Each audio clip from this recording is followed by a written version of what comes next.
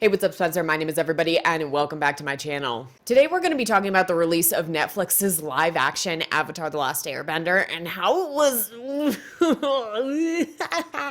Honestly, I knew that it was going to be bad based on the fact that the original creators left the show and based on all of the press releases that were coming out in like the few weeks leading up to the show, but I still didn't think that it was going to be as bad as it was. Basically, everything that was incredible about the original show, incredible writing, iconic characters, hilarious jokes, have all been stripped from this show, and we're just left with absolute slop.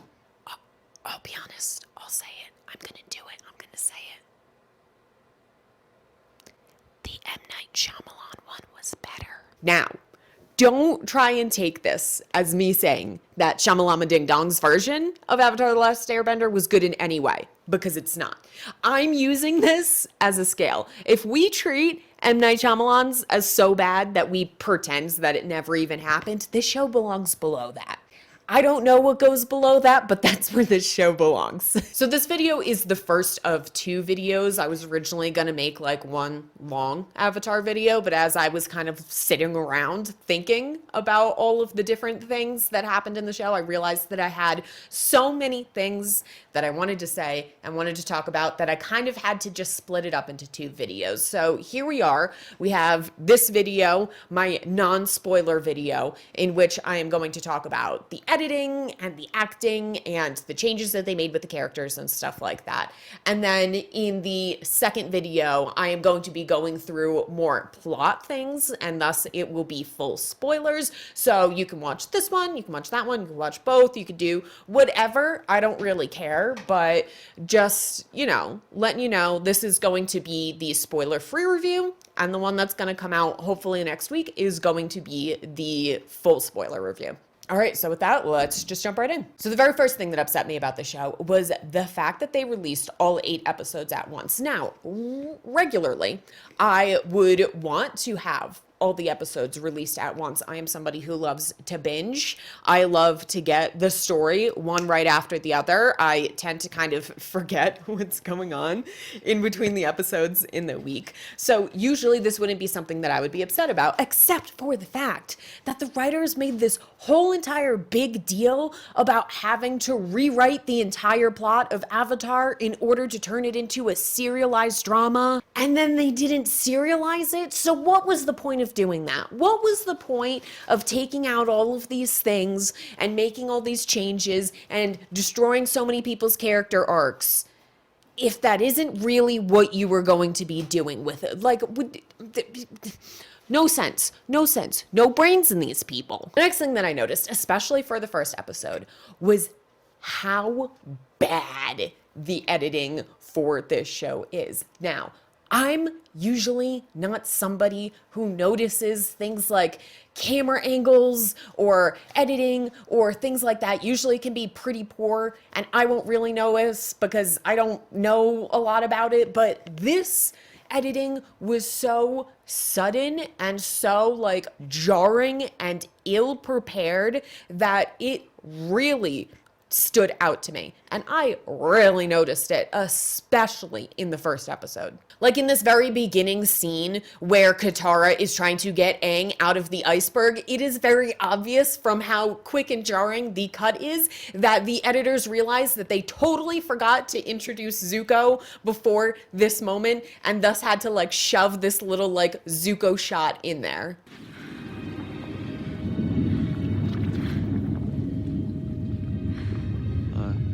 Katara?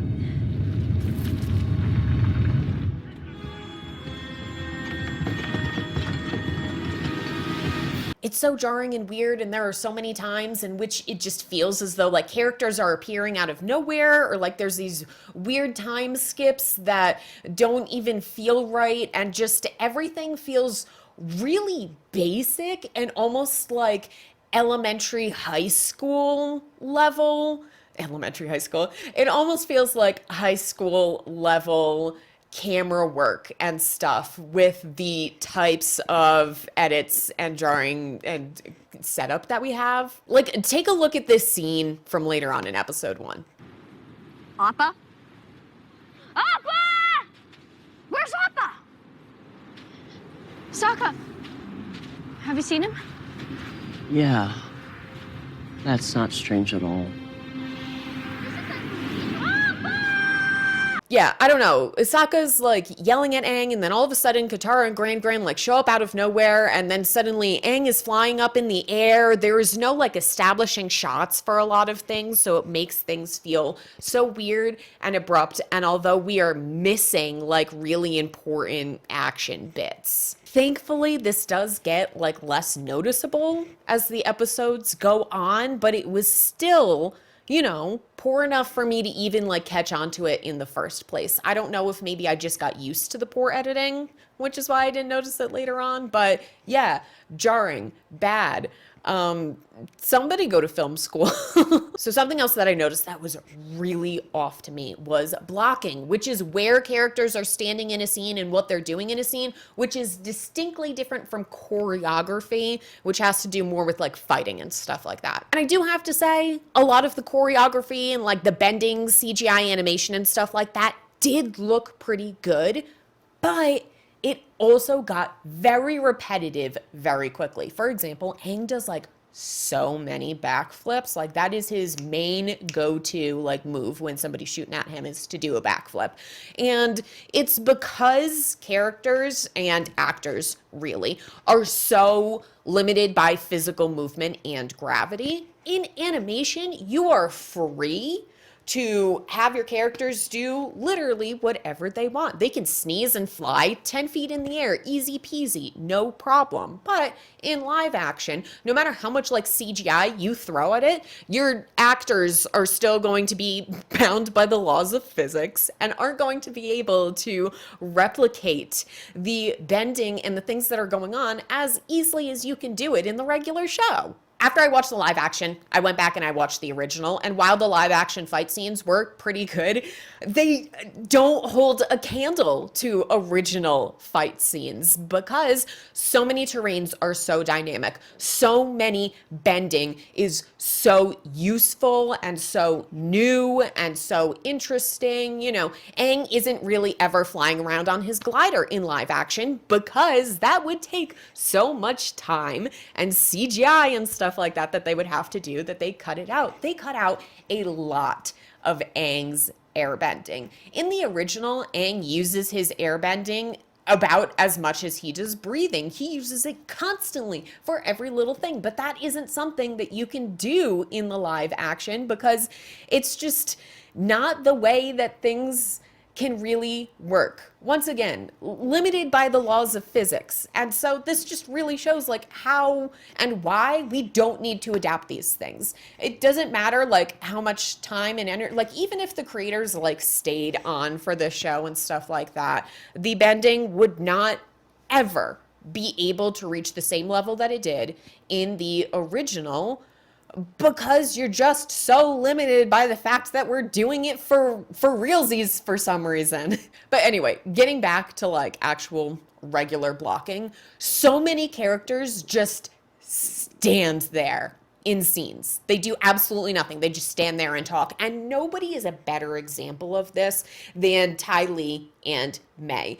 Every single scene that they are in, they're just standing there. We never see Ty Lee do any cool like flips or acrobats or anything. We never see May do any knife tricks. They literally stand there while Azula talks at them, and that's it. They serve absolutely no narrative point, and it really makes the story so boring to watch because we are going back and forth between characters just standing around and talking, and then fight scene, and then characters standing around and talking, and then fight scene, and then characters standing around and talking, and then fight scene.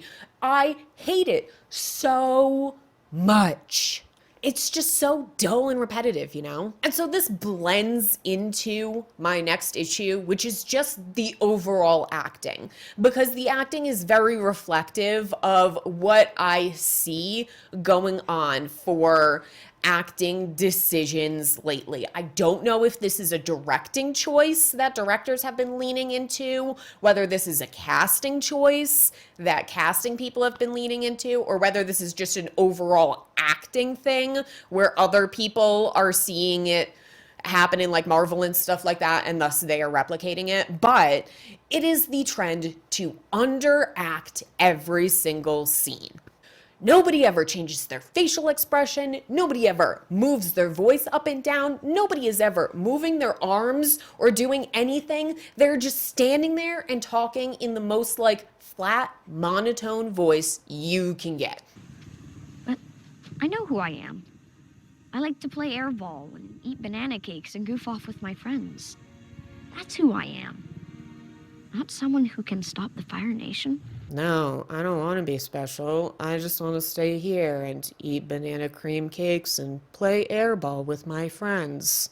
Wow, I'm really feeling the trauma behind that one. Look, the way that I'm speaking right now is even more emotional than the scenes that are going on in Avatar. Look at me, blocking so much more than these regular actors were doing in their original scenes. You can really see the difference when you compare the ending of Katara and Pakku's fight from the original to the live action.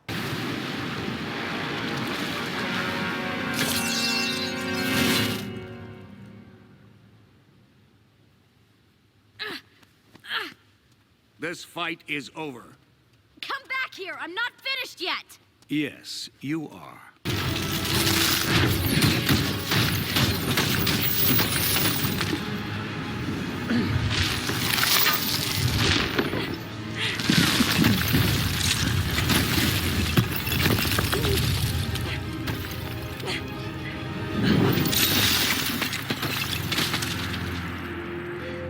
In the original, at the end of the fight, Katara is desperate to keep fighting. She is screaming. She is pushing against those ice crystals. She is going. Whereas in the live action, she's just there. She's just like, that's it. Like they have taken the passion out of every single character. Nobody is putting heart or soul into any of the lines that they are delivering, and thus all the characters feel like so flat and so boring and so passionless. Like even the scene where Aang finds Monk Gyatso's body, he has no passion. He just found out that his entire family, that his entire nation, all of his people have been genocided, and he is barely even crying. Like, come on, that boy should be sobbing. Give me tears, give me snot, give me ugly cry.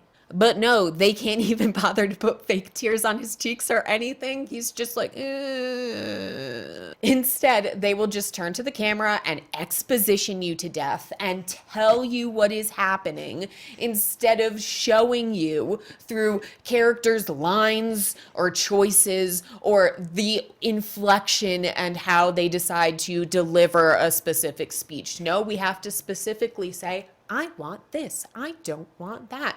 This is happening. This isn't happening. For millennia, the four nations have lived in harmony. A peace made possible by the Avatar.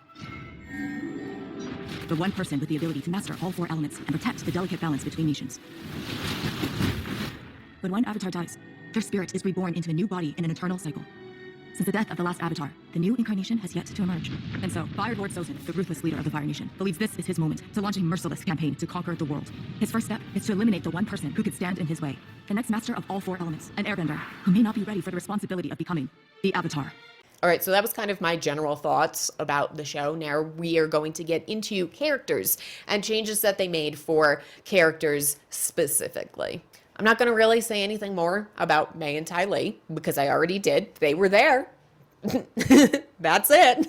I'm going to start off with the gang because obviously they're like the main characters, and then we'll trickle on down to the other people. So first off is obviously going to be Aang because he is the main character, and there were like two big differences that they made in his character for the show. First off, they really took away his jokes and his laughter and his fun and the fact that he loves to play pranks and stuff like that. I mean, Aang barely even smiles throughout like this entire show. And when he does, it doesn't really feel genuine. It feels like he's smiling for the camera. He's smiling because the scene requires him to right now. Like, you don't get that feeling of unbounded joy that you get with the original Aang. You don't get so much laughter constantly. Like, in the original show, Aang's laugh is so iconic and so like well known. He doesn't laugh the way that like anybody else does. But we barely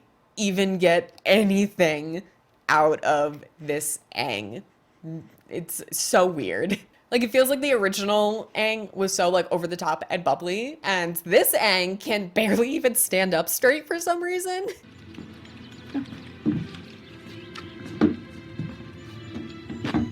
Hey!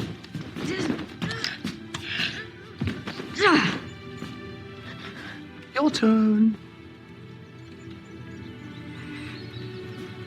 Cheater. Oh, wow, I can really feel the joy and trickery in that scene. You're really feeling like you're ho ho ho ho. Aang like chuckles in this more than anything. He doesn't laugh, he like chuckles. He'll be like sometimes, and that's it. But more than them taking away like his base fun-loving personality, they took away his agency as a character and made him incredibly passive throughout the show. And what I mean by that is that Aang no longer makes any decisions in the show, and that incredibly infects who he is as a character, because the entire show, half of the point of there's a lot of points to this show, but one of the major points to this show is the decisions that Aang makes along the way. That's like the entire last episode, the entire finale of the series is based so heavily on the choices that Aang is making and how he is deciding to handle the situation with Fire Lord Ozai. Like, the writers took out all of Aang's stupid side quests, like going and riding the elephant koi and stuff like that, while completely ignoring the fact that those things were necessarily because they spoke so heavily to who Aang is as a person. He wakes up from this iceberg, finds out he's been gone for 100 years. There's this massive war he has to stop. Don't start a war. He has this massive war that he needs to stop. Everyone that he's ever known has been brutally murdered by the Fire Nation, and he needs to do this all within the next like 7 months. And his top priority is still going and riding giant animals. Like, that tells you who he is as a person, where his priorities are, the fact that he is still absolutely a child, in the fact that this is still his top priority and his biggest thing. And it just really shows who he is, as opposed to somebody who gets given like every single one of these stories always starts with the hero being given like this task of like, oh, you gotta save the world. Every single hero needs to save the world. And most heroes like accept it begrudgingly and then go off and do the task. Aang is like one of the few characters that will actively avoid what is going on, even though we have such an incredibly short time span. Even in season 3, after he like fails on the Day of Black Sun, his coping skill is still to avoid. He doesn't want to talk about it. He doesn't want to do it. He wants to pretend that he was never selected as the Avatar. And that's so incredibly obvious in the choices and decisions that he's making in the original. And because Aang is so like resistant to these choices, it just makes so much sense later on when Aang is talking to everybody and they are all telling him, hey, you need to kill the Fire Lord. And he is being extremely adamant about the fact that like, no, I'm a monk. Like, I'm an airbending monk. Like, that's the thing. That's our number one thing, is we don't kill people. And even Yang Chen comes to him and says, sorry, Aang, but I think that we're going to have to kill this guy. And Aang is so adamant about his decision to not kill Fire Lord Ozai. And that is reflected in the fact that he has made all of these decisions and been very concrete and very substantial in the decisions that he has made so far and really stood by them. And now that we have really taken that away, I don't know what the writers are going to do once they get to live action season 3, because it will be weird for Aang to make the decision to not kill Fire Lord Ozai and to stand up against everybody who's telling him to do these things, because already in live action Avatar, they're telling him, hey, you need to be like killing people and you need to come back and you need to like exact all of this vengeance and stuff like that. The live action Avatar seems very heavy in blaming Aang and being very guilt and very violence. Violence is the way to go. We got to do the violence. They had him talk to Kyoshi first as the first Avatar, and that was a decision to have him talk to murder bitch Kyoshi first before talking to Roku, who was the Avatar who was a part of like the war and the history that happened before the entire, you know, everything went down. So yeah, those are basically the things that they changed about Aang. They made huge changes. They took away his fun-loving and they took away his agency as a character. And now he's incredibly passive and he feels like just about every other hero main character that I have seen from any story that's kind of like this, where we got to save the world ever. He's just so flat, so boring. He just kind of mopes around. He has so little agency that he doesn't even bother to learn waterbending at all. Learns nothing. Grows not at all for 8 episodes, kind of just hanging around for 8 episodes. Really. I did get very bored with this because there was nothing happening. There were no changes going on. Yeah. All right, let's kind of move on to Katara. The original Katara was a incredibly well-written, multifaceted character, showed all of the different like dynamics that women can have, that you can be this loving, caring, empathetic, feel emotionally and like do all of these like typical women things while simultaneously being incredibly strong warrior who's not going to back down and not going to take any shit and not going to be, you know, pushed down by anyone. All of that stuff has been taken away for this live action Katara. Live action Katara never makes any impassioned speeches. She never gets angry about anything.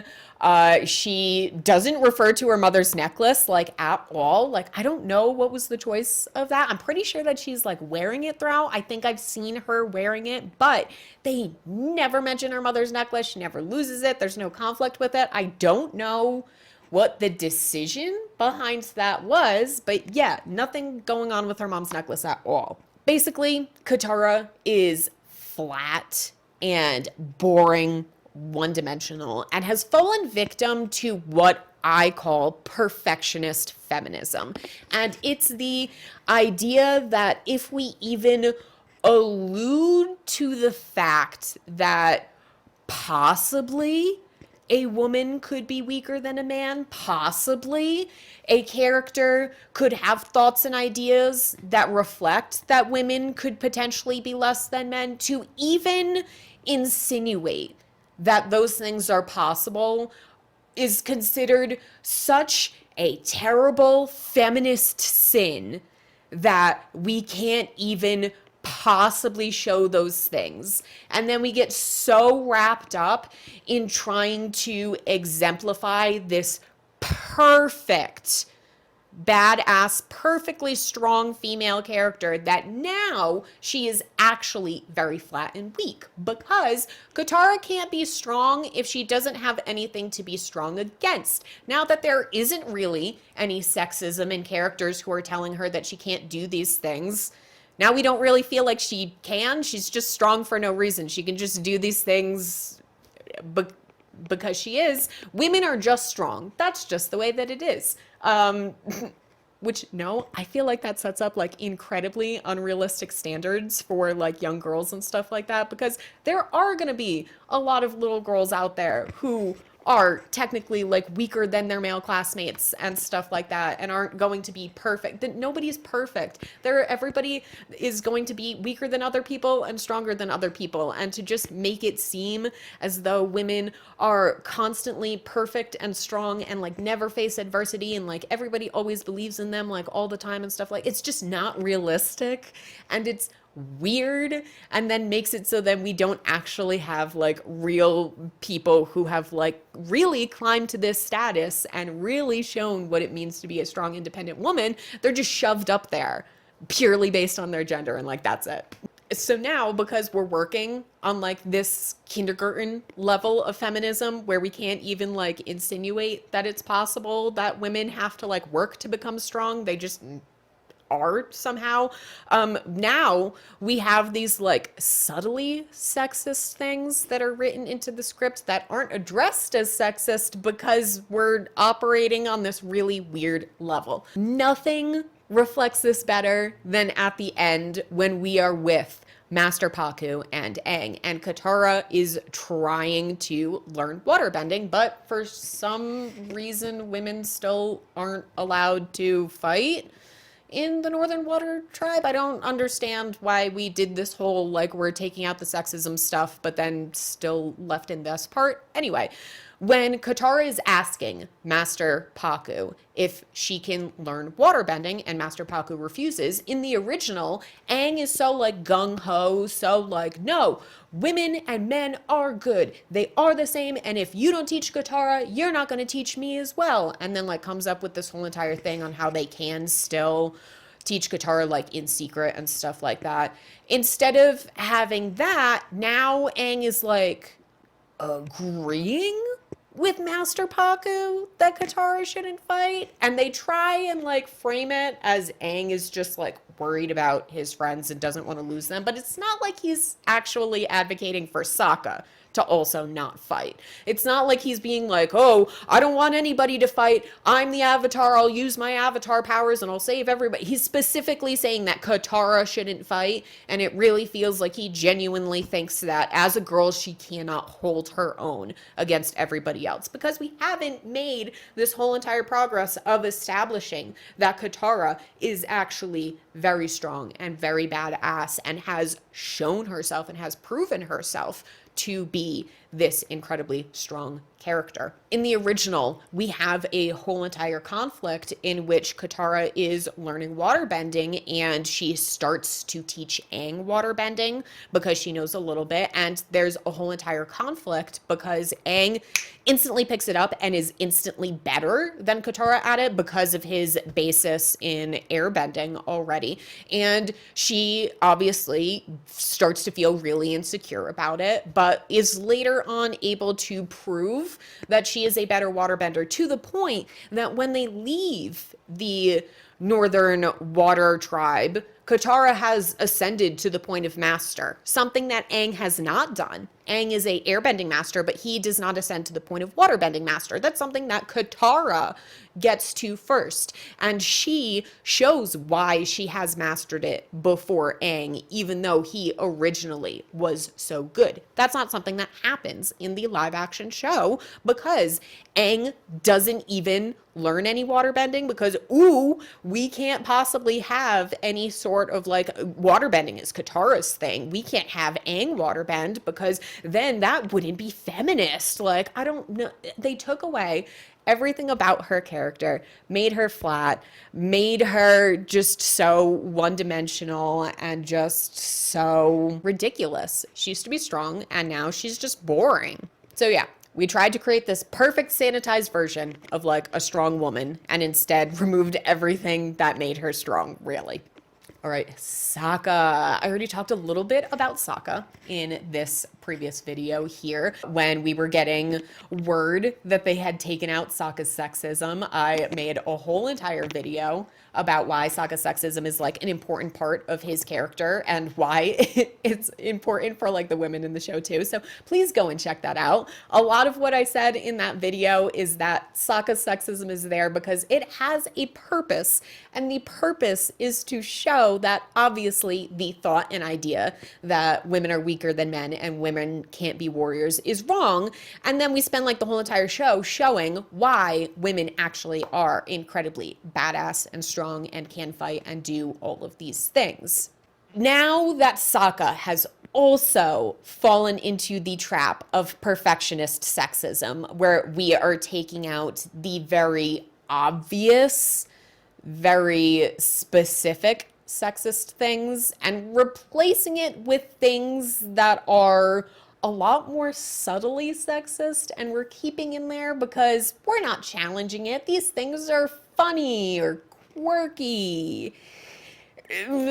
Ooh, don't do it. I feel like in the original show, I could take like every single line that every single character ever said and write like a whole entire essay about why and how that line like reflects who they are as a person and like how they change overall in the show and stuff like that. I cannot do that with this show. I cannot do that with the live action show. So many lines I will be like, why did they say that? Why did they do that? Or ooh, cringe. Like at one point, live action Sokka tells Suki that she like needs to put a bell on.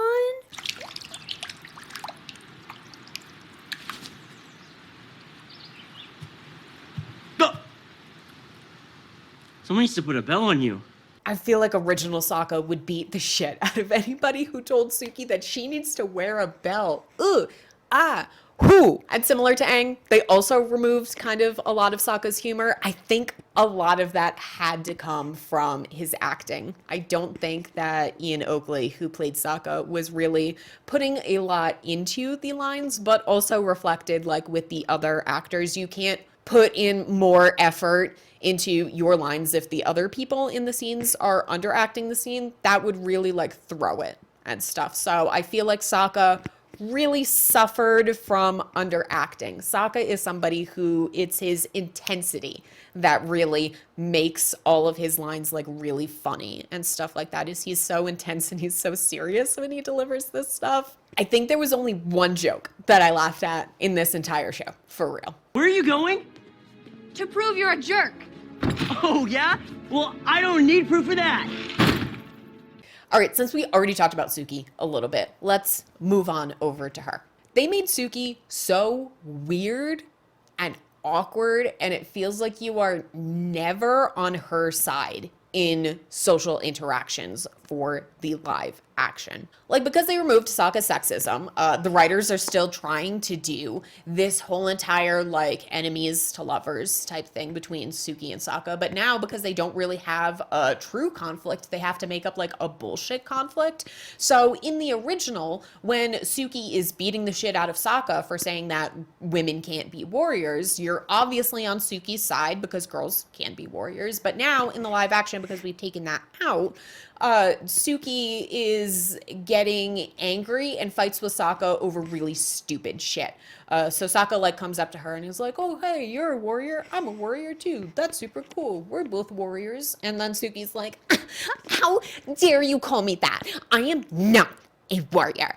I am a Kyoshi warrior. I can't believe that you would even like, how dare you demean me to call me a warrior? We have a lot in common. We're both warriors, right?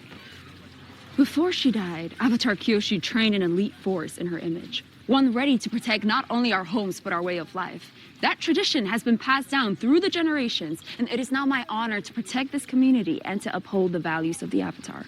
That is why I'm not just a warrior, I'm a Kyoshi warrior. So, like, obviously, when you're watching the scene, you're like, okay, damn, girl, like, calm down. Like, shit, sorry, I didn't realize that being Kyoshi warrior is such a big deal. So, it feels so weird, and you are obviously, like, not on Suki's, because we don't know anything about Kyoshi warriors. We're not supposed to know anything about Kyoshi warriors at this point in the show. So, it comes off really weird and defensive, and like, damn, girl, okay, calm the fuck down. Like, sorry. As opposed to us being on her side in this situation. And like this continues on throughout the episode where she like goes and creeps and peeps on Sokka. That was real. Why did they make her do that? No, ooh.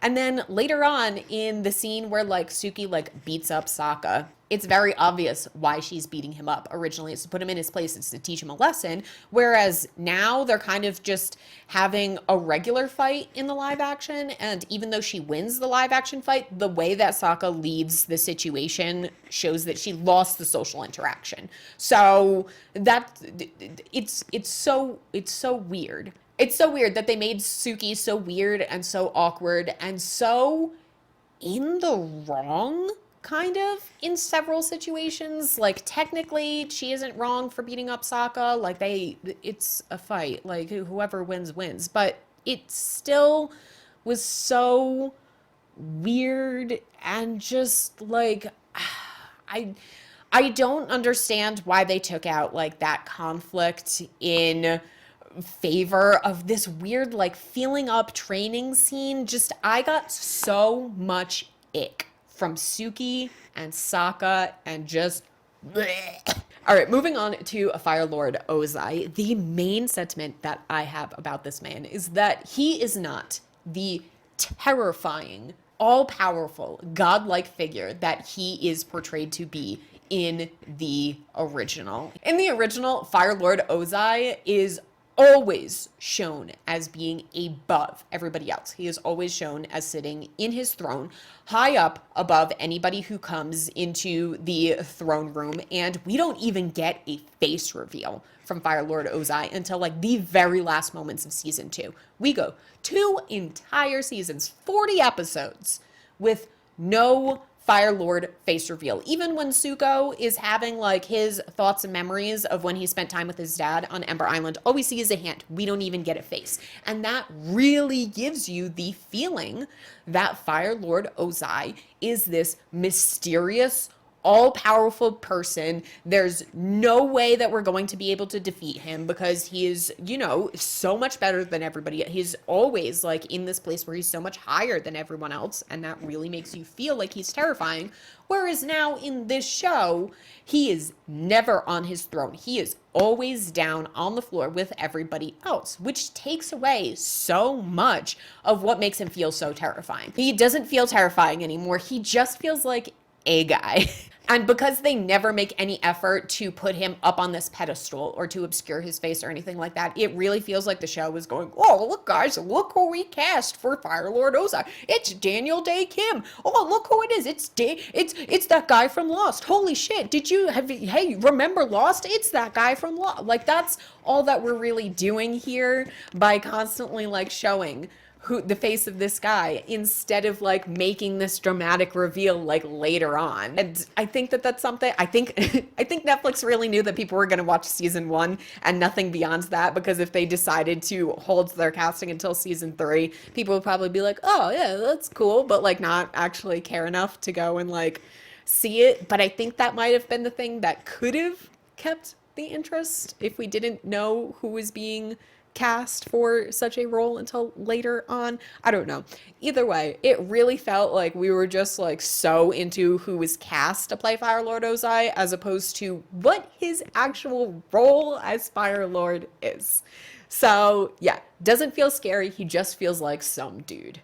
And in many ways, the same is true for Azula. She really plays absolutely no narrative point at all, which is why she originally wasn't introduced until season 2. But because she is such an iconic and well-loved character, they pulled her into season 1. But because she doesn't do anything, she's literally just moping around the castle for 8 episodes, not doing anything, be boring, just complaining about shit the entire time. Like in the original, Azula is always operating 12 levels above everybody else.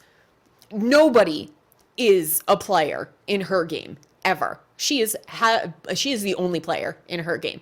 And in this live action, she is not that at all. She has no badass lines. She is never like conniving. She's never like having all of these plans. She's never manipulative. The one time that we do see her try to be manipulative, she is so bad at it that she is immediately called out for it because it's so obvious what she's doing, which is just crazy to me, because animated original Azula was always operating on like levels that nobody ever else was. Nobody could tell when she was if you thought that Azula was manipulating you, it was because she wanted you to think that.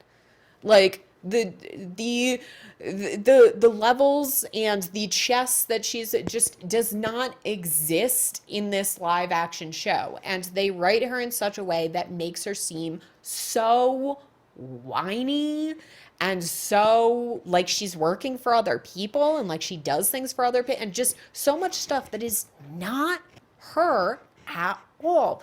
I think that she is the character that I am the most disappointed in because they changed who she is so much. You can technically argue that all the other characters are who they are, but Azula herself is not. Every line that came out of her mouth, I was like, she wouldn't say that. She wouldn't do that. Even in the very beginning, we start off with her pretending to be like a servant's daughter so that she can infiltrate some sort of like underground like servant spy thing that's gonna take down. No, she would never do that. If there's something that has to deal with her pretending to be like, she would get Ty Lee or May to do. Azula would never step down to the point that she would pretend to be a peasant's daughter.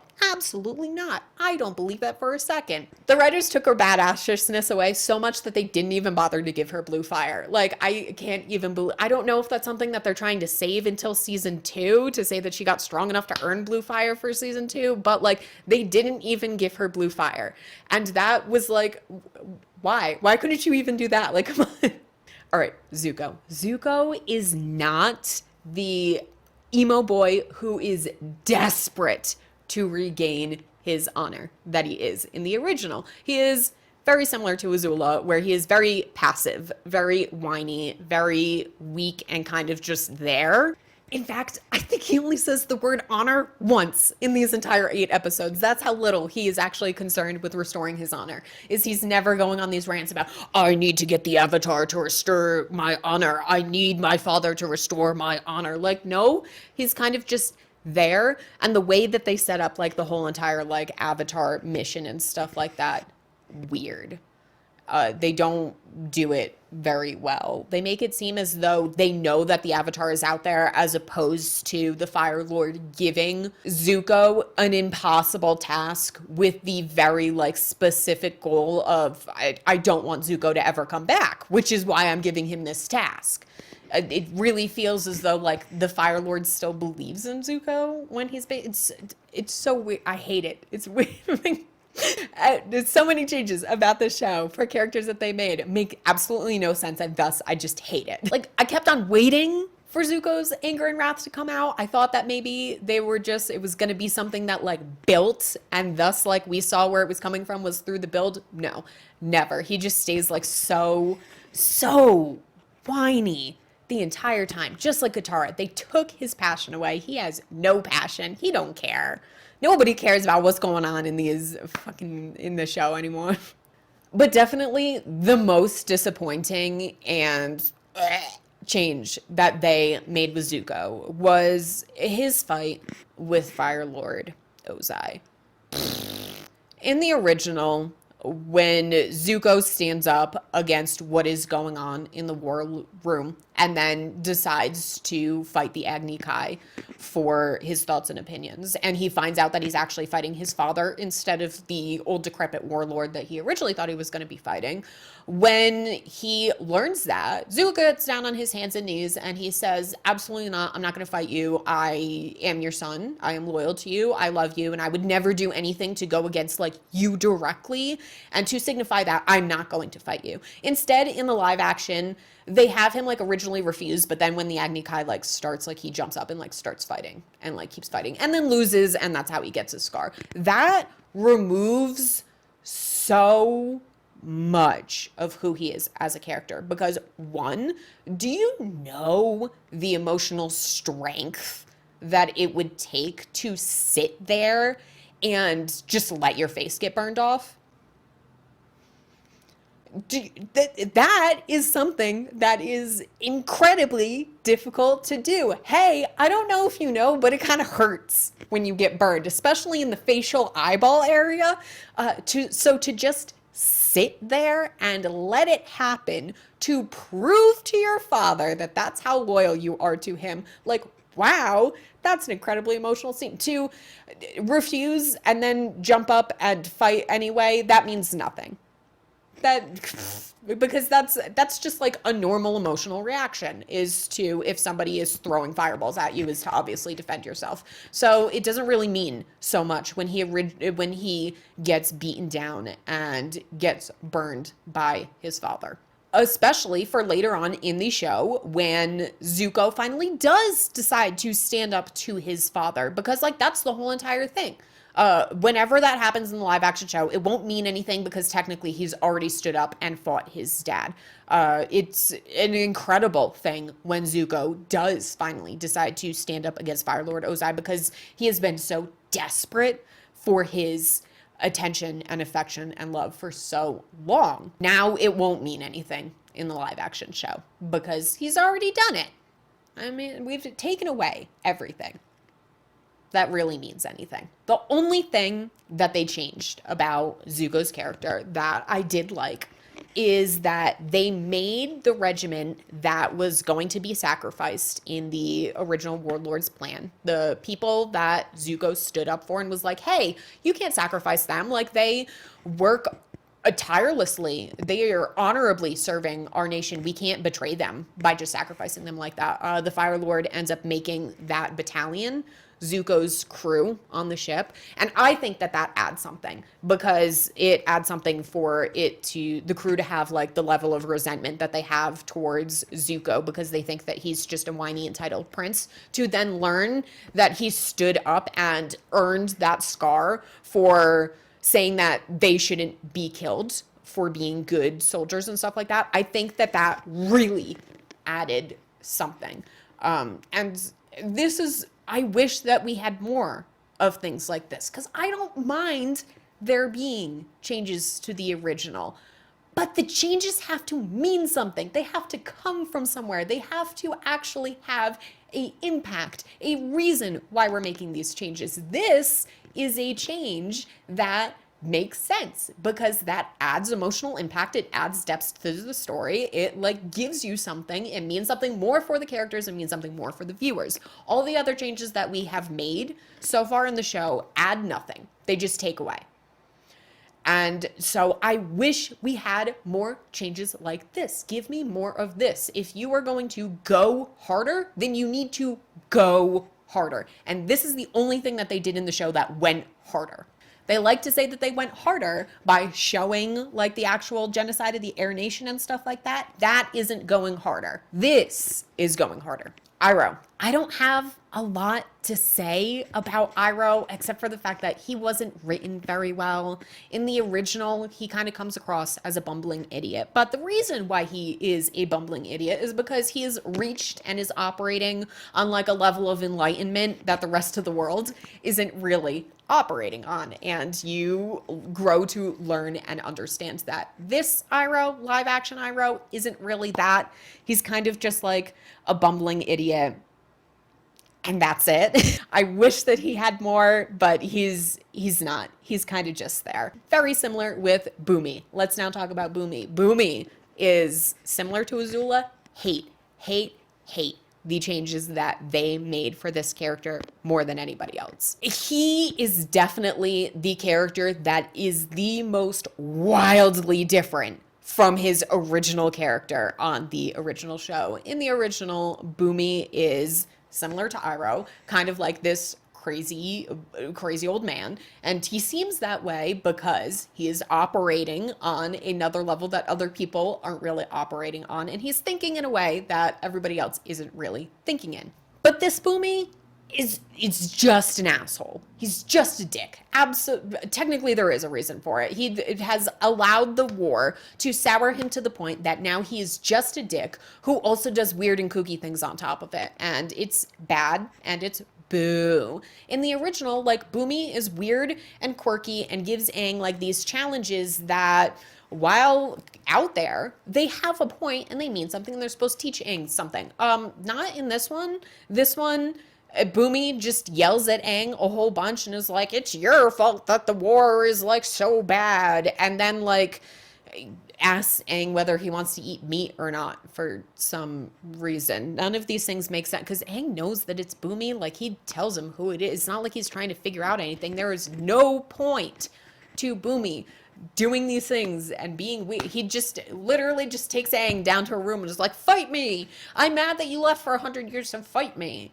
Like, I understand that trauma can sour a person, but that doesn't work for this show. There is no point to Boomie being a sour old man. He's just a dick for no reason. I don't know what they took Omashu at the end of season 1. I don't know what they're going to say about Boomie and the way that he did things with Omashu, because it made sense when he did nothing in the original. This one, I don't know what they're going to do. If he did nothing and just gave up Omashu, then that means nothing. And it also means nothing that they sent Azula to Omashu, because she's like, I took Omashu. Look at me. I'm so strong. When we know that Boomie just gave her Omashu, I don't know. Hate it. Stupid. The characterization that they have for Boomie, bad. Why did they do that? Jet. I don't really have a lot to say about Jet, except for the fact that they took away his nuance of who he is as a character. Jet is still a terrorist in this show, but they changed it so that instead of him bombing a town full of Fire Nation civilians, now he is bombing like Earth Kingdom factories that are housing Fire Nation spies. So he is just accidentally hurting innocent people as a byproduct of trying to get the Fire Nation soldiers, as opposed to him taking out an entire town full of just regular Fire Nation civilians under the guise of the fact that they are Fire Nation and that is their only crime. And that really changes quite a bit of things, and that makes me sad. Boo. No nuance in the show at all whatsoever. Boo. Boo, boo. The last character that we are going to be talking about is Admiral Xiao. Admiral Xiao threw me for such a long time because he felt familiar but also didn't feel right. And finally, I figured out what it was. The guy who plays Admiral Xiao gives off such the Boulder energy that it feels like Xiao is being played by the Boulder.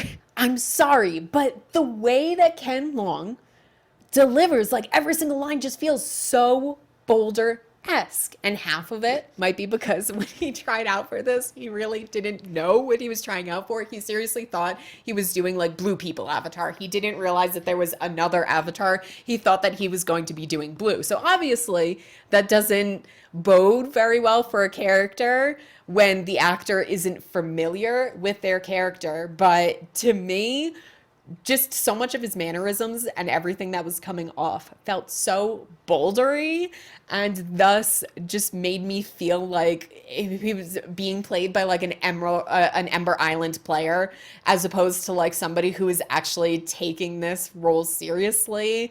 And Admiral Xiao was just so off for me the whole entire time. Didn't seem intimidating at all because of this. Let me know in the comments down below. Is this just a me thing, or does Ken also give you Boulder vibes? I don't know. That's let me know.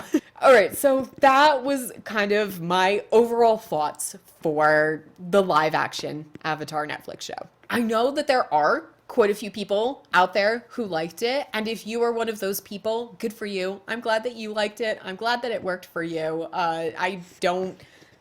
There's no such thing as ever being wrong. If you liked it, then good. I am genuinely glad that for you, you enjoyed it and are having a fun time, even though I didn't. Like I said, I would be happier with the changes that they made if the changes were meaningful and meant something and added something to the show. But it seems like all they did was take, and then put it out and expect us to be happy with this half-assed version.